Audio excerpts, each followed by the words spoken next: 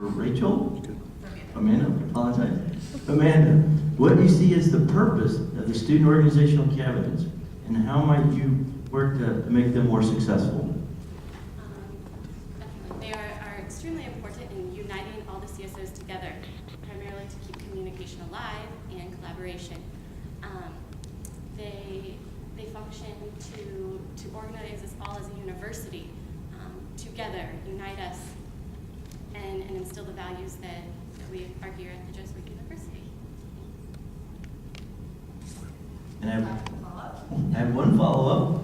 It's quick, but is there anything you might change?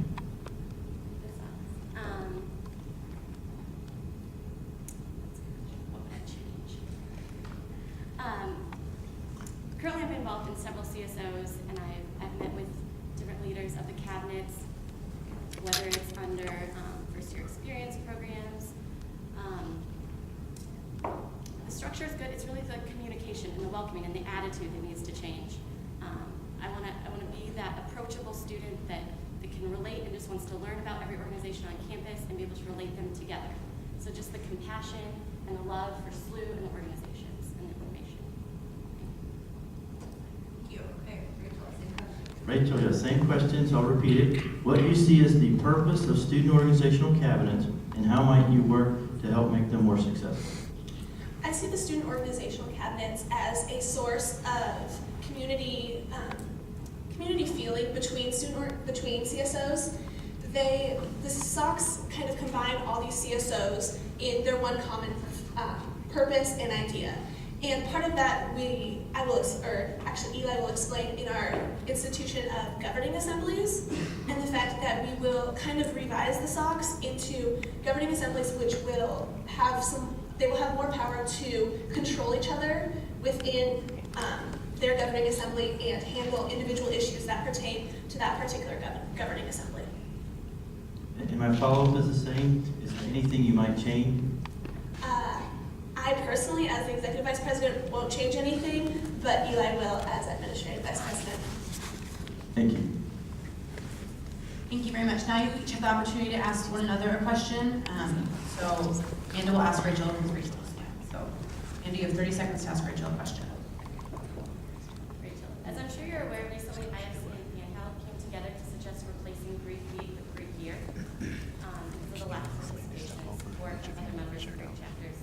You quoted in the news that you want the community of CSOs to be similar to the Greek community. How do you plan on motivating over about 120 CSOs to rely on each other all year when 17 different chapters are really struggling to coordinate one week together? Thank you.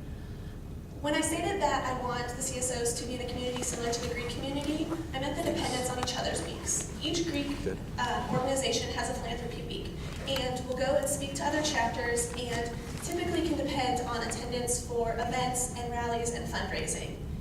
And although the Greek week issue has been a little hazy this year, I think that the CSOs can form a community in that they are aware of each other's programming and each other's issues going on.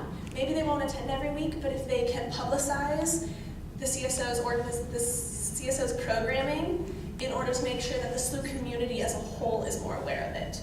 I don't require that each CSO attend each other's events, but I do require that they support each other in their endeavors to become a stronger CSO and support their issue on SLU's campus. Thank you. Rachel, you now have 30 seconds.